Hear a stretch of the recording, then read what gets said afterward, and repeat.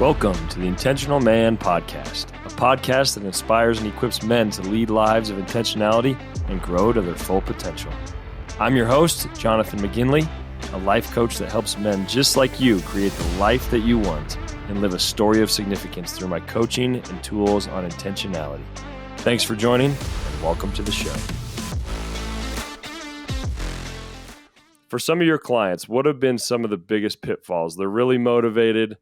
They want to lose some weight. They jump into a diet. You give them a plan, and then we come a month, and you're kind of failing to stick to it, or they've lost some weight, gained it back. What are some of the pitfalls that you commonly see people when they really try to get this dialed in? I think it probably starts with mentality.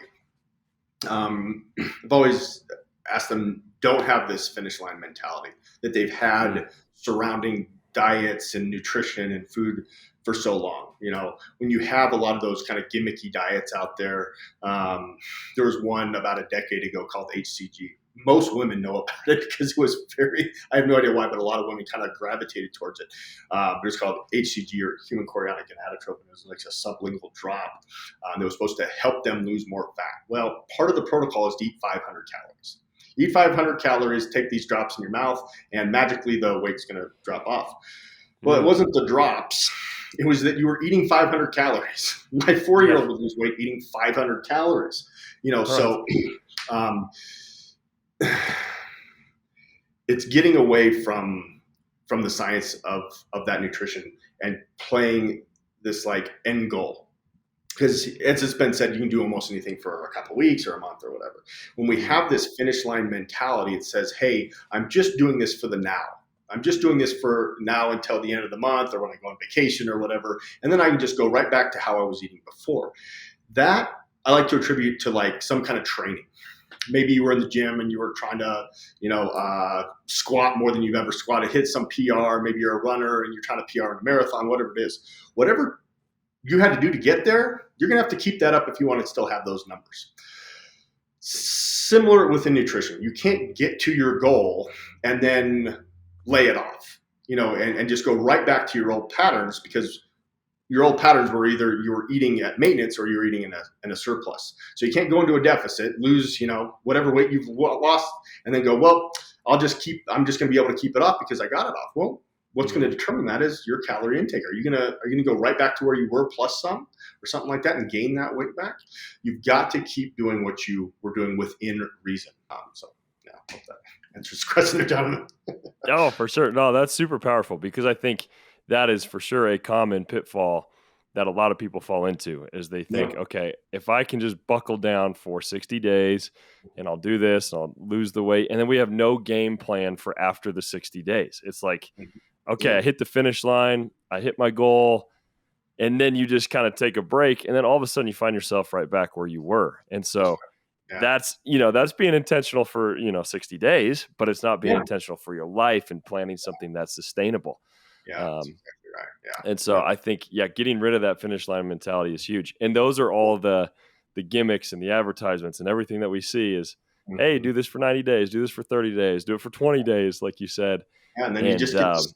It's like it just doesn't work that way, Right, right. If you hit a new PR for some marathon and you then relax for two weeks or a month, you might be able to still go run that marathon, but you're not going to run it in that same pace and stuff like that. So we got to keep it up and continue to implement the things that got us there within some type of reason. Yeah, absolutely. Yeah. So let me kind of flip the question on you then. So for the people that you saw who were successful, who kind of were able to sustain it after maybe the time you worked together, the initial time, what were some of the traits that they had, or maybe some of the habits or the mindset that they had? They did it for themselves. So I do work with lots of moms and dads, a lot of stay-at-home. I got athletes and all sorts of stuff, but I love working with the moms and dads because that's who I am these days, as a dad. When we sit down and talk, I go, why are you doing this? Why do you want to do this? And a lot of times they say, well, I want to be a better dad. I want to be a better mom. I want to have more energy for my kids. I was like, that's awesome. That's not why you're doing it. It's not why. If you want to succeed, it can't be because of them. It has to be because of you. And the reason why I say that is because the first time you get in a fight with your wife, you're going to find yourself at Dairy Queen because you associated you doing this, looking better for your wife, with following your nutrition plan or whatever you're doing. So once you get in that first argument, you're like, man, I'm so mad at her right now. I could care less about this and blah, blah, blah. And I'm going to Dairy Queen or McDonald's because I associated my following with somebody else, or maybe it's the kids or whatever it might be. You got to be doing this for yourself, because then you're taking away all the variables. So I think those that I see really succeed came in to improve their lives. Now, yes, there's a great repercussion of that, and maybe that's being a better dad or a better mom. Mm-hmm. Maybe it was someone that, maybe it was a guy who was, really, really big, and he wasn't able to get around playing with the kids, and he feels just terrible about it.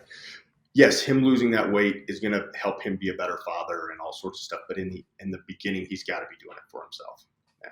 Wow. So that's powerful. That's probably a big one. And then, what's another one?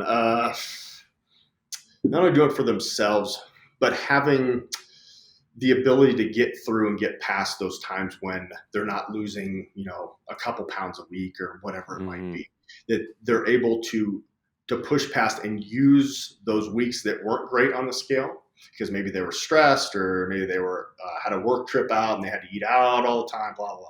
That they're able to get past that. And I think that still comes back to they're doing it for themselves as well. So getting past those ups and those downs, those times when it just doesn't feel like it's working or whatever. And there's lots of science behind that and stuff like that. Mm-hmm. Yeah. No, I think you hit on two very good points there. And we've talked about finding your why on this show before and how important that is. And I think it's so crucial. And that's what you're saying here with nutrition, because I think especially in this area, it's so easy to be really kind of surface level with our goals, right? We just think of the external thing right away of I just want to look better. I want to look better when I go to the summer, at the beach, and or I want to look better for my spouse, and those are good goals. And I think what you're hitting on, though, which is really powerful, is those are actually amazing repercussions of a deeper goal. So if you have a more intrinsic goal that's important to you, that keeps you going, and you hit that, then all these other things actually end up happening anyway, which is super powerful. Yeah. And can you give some examples, or maybe this is just for yourself too, or some client that really tapped into that in a powerful way of doing it for themselves, and kind of what that looked like? And you got anything that comes to mind? I mean, there's definitely times we kind of talked about this before, but like I'm just like everybody else. I might do this for a living and have for quite a long time, but I still suffer from the same things. And I'll have times during the year where I'm starting to put on some weight. Maybe it's around kind of the holiday time, or something happens that kind of upends life, and I'm just like, hey, man, I just don't have time to think about nutrition, and I'll start to pack on some weight. Maybe I'm not hitting the gym as much or whatever, and all of a sudden I don't have that energy. Maybe I'm a little, and I think that's a big part of working out as well, is the mental aspect of it. Especially us guys that have all this testosterone and, drive. When we have kids and, wife and all sorts of stuff at home, it can be really stressful, right? You get home after a long day, and if you haven't gotten some of that energy out, with a workout or whatever, we can really kind of take some of that stress and anxiety home with us. So when I find that I'm not doing that, then it's leading into I show up poorly for my family, and I know it instantaneously. I'm like, man, it's better. It's time to start getting up at 5 a.m. instead of 6 a.m. now, because I've gotten back into some of those old habits, which is very human nature to do. But I've got to get back into it because I've got to rise for my family every day. If I don't rise, it doesn't work well. For sure. So, yeah, that's good. I think one of the most powerful things I've heard in terms of this area really boils down to how you see yourself and your identity. And and I think this is a huge thing because people who often or have for a long time have eaten very poorly, they still go into a diet thinking, oh, I'm an overweight person, or, oh, I can't do this, or, I've been obese my entire life. Yeah. And if you think that, and then you may shoot for the outcome of, hey, I just want to look better this year, that I think that can get you to a level of motivation. But I think what's really powerful and what you're touching on is if you actually take the identity of a healthy person and Yeah. you're able to convince yourself that, this is actually who I am, Yeah. then that makes it so much easier to stick to it. And I think that's where the huge flip has been for me in the last 5 years, really nailing down into this is I consider myself to be a healthy person. Yeah. And so, what do healthy people do? They go to the gym and they eat well.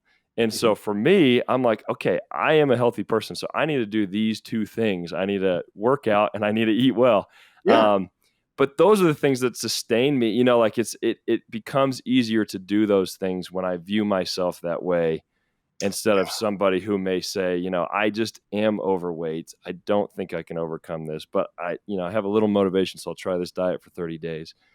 It's a lot different, and that's what you're hitting on. Yeah, we don't need gotta those have that why prophecies, of like, oh, I'm this defeatist attitude or this defeatist, kind of look at our own bodies or whatever it might be personally and make that come true. Just because up here, is saying so.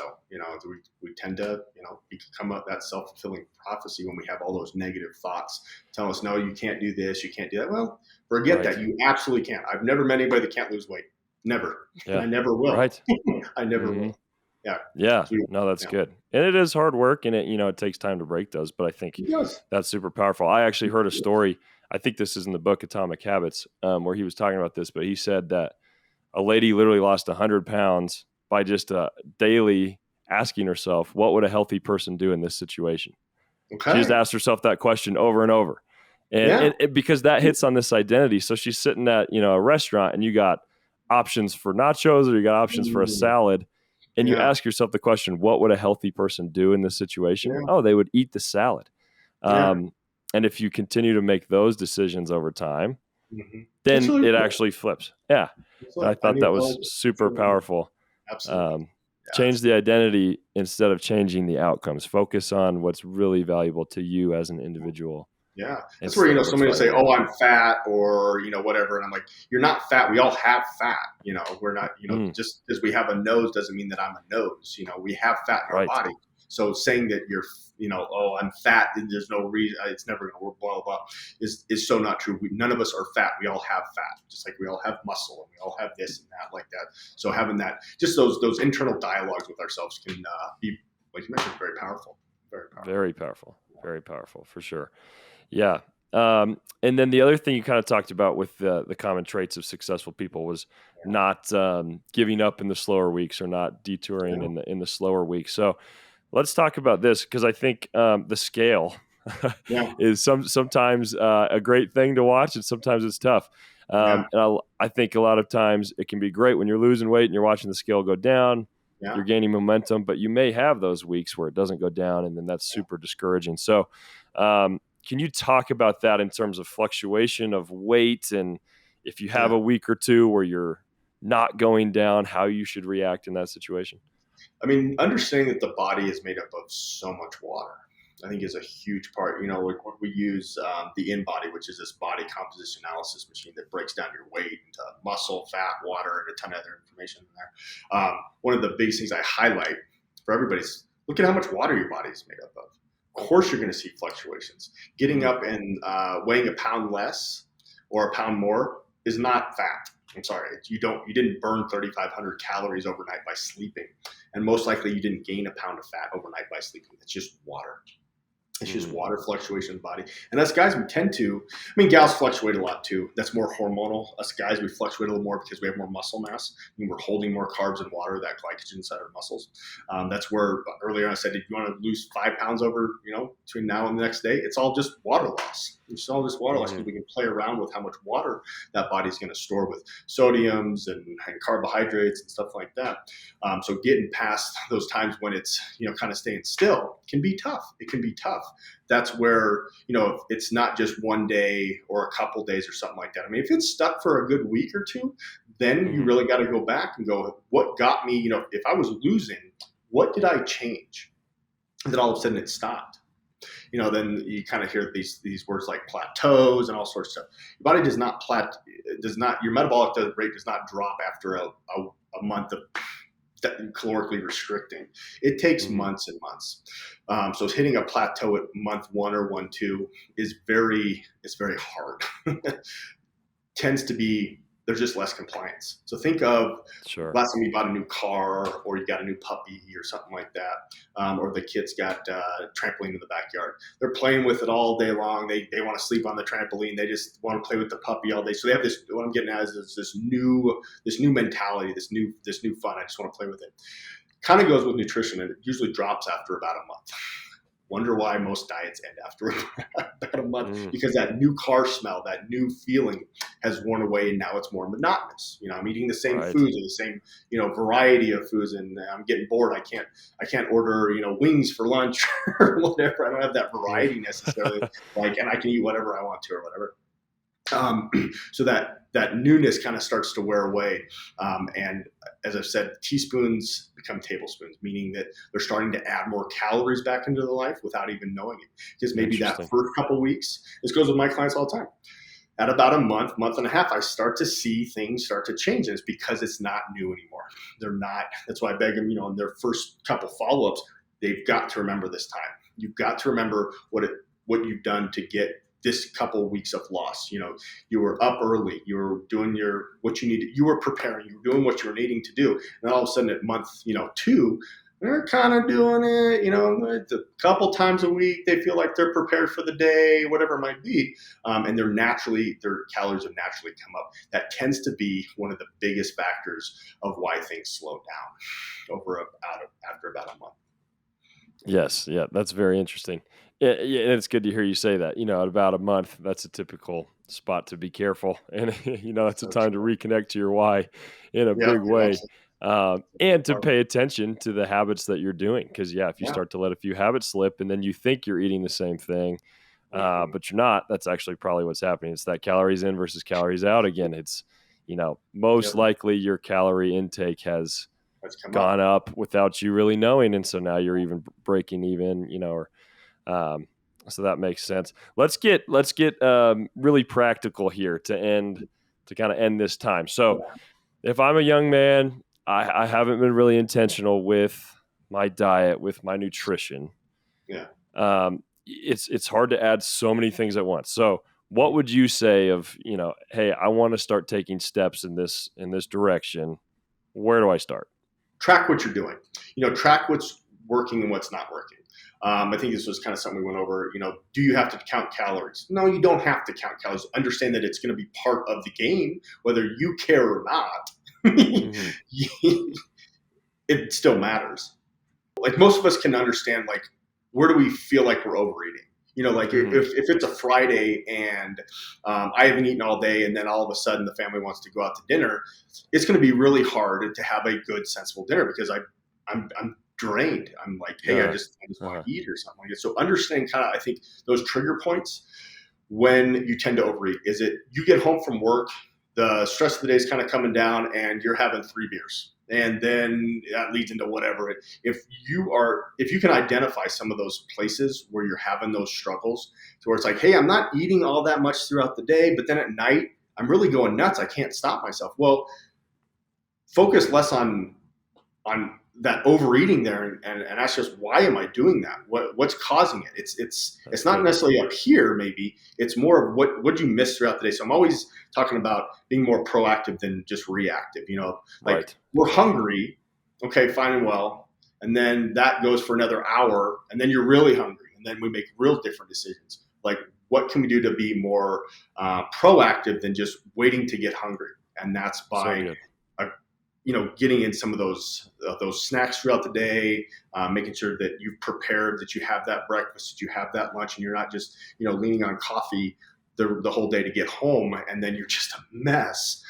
So I think that's one of the first things someone can do to really put that first foot forward, is to identify some of those places where they know they know something's not right.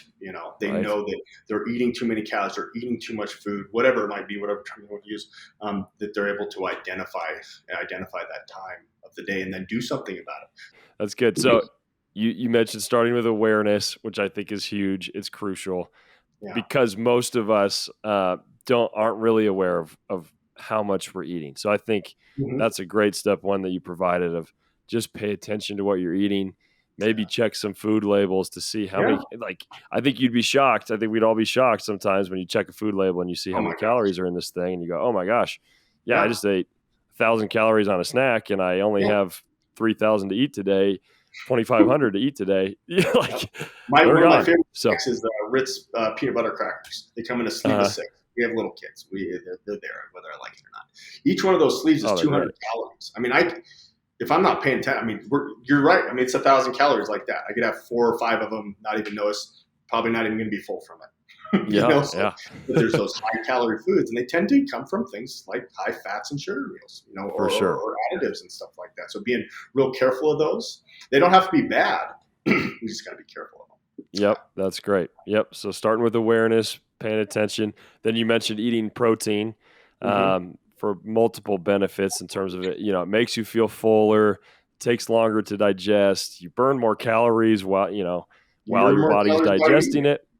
Yeah, its thermic So effect of food is higher. Yep, exactly. So that's it great. all And then counts. It all yep, counts. and then paying attention to those to those little extras in terms of, dressings and butters and oils, Yeah, being that's aware of right. those. So Yeah, I've that's heard. really good. And I've heard you mention a couple times today just preparation. And I think that's a huge theme of this podcast, the Intentional Man podcast. Right.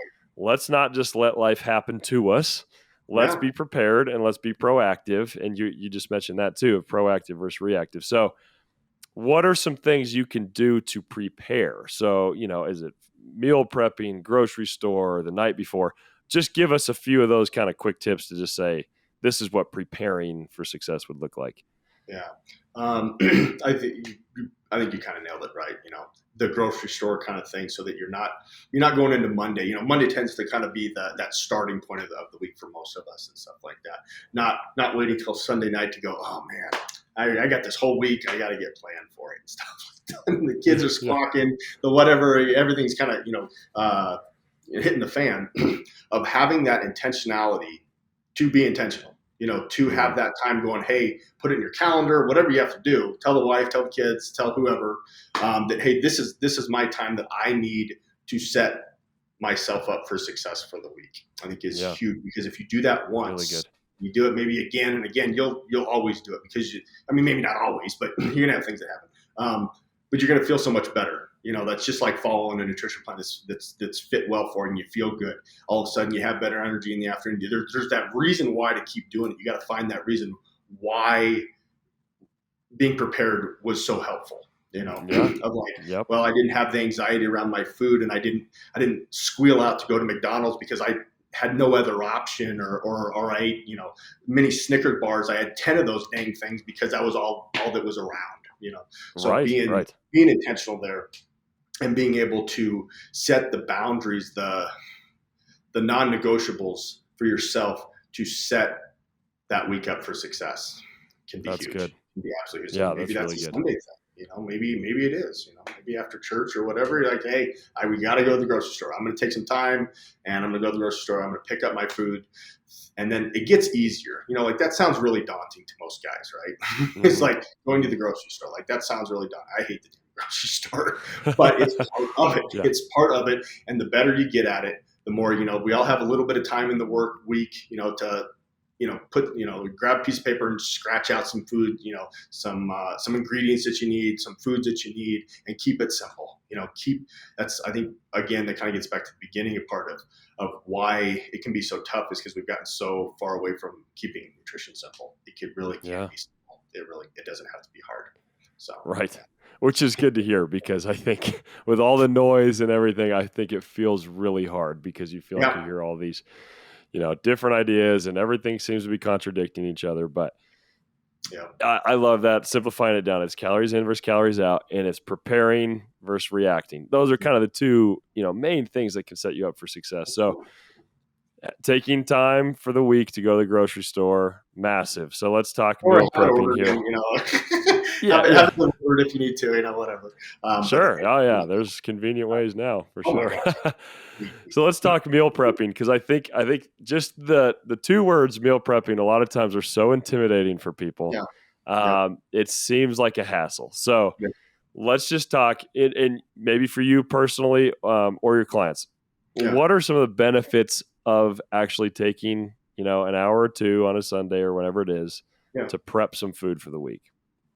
Kind of benefits what I mean, I think it probably kind of comes back to what we're discussing earlier of just getting so that the rest of the week's not so daunting so that you're making better Yes. decisions. But yes, it's going to be kind of a pain in your butt the first couple of weeks or whatever. Like, oh my gosh, this is going to take me forever, and it probably will take a while. Like it probably will take you a little bit of time that first time of like, okay, you're going to cook up all your chicken or your turkey or your steak or whatever for your protein, your rice, your quinoa, whatever carb you choose, your veggies, and stuff like that. Yeah, it can take a little bit, but you're going to get better at it. So giving Hmm. yourself some grace, especially as you get started, can be huge. Can be huge to get started. But That's then great. finding that reason why you want to do it the next week. And it doesn't have to be a big Sunday ordeal. Some will do kind of Yep. like a Sunday, Wednesday thing, or maybe do the leftover thing. So where they're making twice as much for dinner every night and cutting in half, and then having that for lunch the next day. So then they're really only having to think about breakfast and some snacks or something Great like tip. that. So Yep. again, trying to find those ways that keep it simple, and especially for a lot of us guys that aren't master chefs or something like that. Maybe we're good at grilling, but the rest of it becomes real tough. You keep it Yeah. Yeah. simple. There's nothing wrong with rice and potatoes and stuff like that. They are not inherently fattening. They're actually a very quality food. There's nothing wrong with rice and potatoes and stuff like that. It's about those amounts. So if you enjoy rice, then find ways to make it taste good. Some soy sauce or something. Those lower calorie foods that you know how to cook. Or sandwiches. I do sandwiches all the time for Hmm. lunch. There's nothing wrong with bread. There's nothing wrong with a sandwich. What's Yeah. Yeah. wrong can be is slathering it with 400 calories worth of mayo. Yeah. I'd be Yeah. more worried about that than the carbs that are on the bread or Right. part of the sandwich and stuff like that. So you can Yep. keep Good it thought. simple as much as possible. So, For sure. Yep. And I know, for me, when I first started meal prepping, I remember that of like, oh my gosh, this yeah, feels like it takes forever. But I think what's so nice is when you get to Monday morning and your food is made and you're in a mm-hmm. hurry and you just Done. grab it and it's there. And Yep. then when you come home and you know exactly what you're going to eat and it may already be made, those Yep. are like significant time savers and just it takes away the anxiety of trying to Yeah. figure out where you're going and It's what am I true. going to eat. And so that's huge. And then another benefit that I've noticed is the money. Yeah. We don't Yeah. think about that a lot, but if Yep. you're used to just eating out all week Yeah, and then you 20 take bucks here, time to go to 20 the bucks there. It gets you a long way, exactly, even today at the grocery stores. That gets you a lot more food. So just from a cost saving aspect, it can exactly. be huge as well. It doesn't have to take forever. Those that are listening that work out a lot, or I have a client that says is working out 5-6 times a week, but doesn't have time to make their meals. I'm like, Mm, that's crazy to me. It's absolutely crazy. You're carving out a half an hour to get to the gym, an hour in the gym, another half an hour showering or whatever. I'm like, that's 2 hours out of almost every day, but you're telling me you don't have time to make your meals. Because those meals, that your nutrition will be your common denominator. Like yeah, yeah, you can work out all day long, but if you go home and you are putting all those calories back, in rich peanut butter crackers, which I've been into, or whatever, or going out to, the Sizzler or whatever after work and putting it yep, all back because you're starving because you haven't eaten very, well enough throughout the day. You haven't packed enough good quality calories around that workout. Then you just spent 2 hours working out and their goal is to lose weight. They threw away 2 hours of their life because they didn't want to spend some time making sure that their meals were mm. prepped. Well, that's great, man. Well, thank you so much for your time. I think there's a lot of really good practical tips there. Man, if you're listening to this, nutrition can be fun. So thanks, Matt. Absolutely. Really appreciate it. And if you're looking for help in this, getting really dialed in, Matt is a great place to go. It's Colorado Nutrition here in Fort Collins and Boulder across Yep. the Front Range. So, show him some love if this is something you're looking for. And thanks again, Matt, for being on the show Thank today. you. You guys have Uh, a great night. All right. Thanks, man. Thank you for tuning in to the Intentional Man podcast. If you enjoyed this episode and you would like to support the show, please share it with others, post about it on social media, and leave a rating and review. If you are someone who is looking to take your life to the next level, accelerate your success, and live more intentionally, I would love to help. Shoot me a text at 970-430-6085, and we can schedule a time to meet to discuss your vision and your goals. Again, that is 970-430-6085. Thanks again for listening, and until next time, build a life that matters by living intentionally.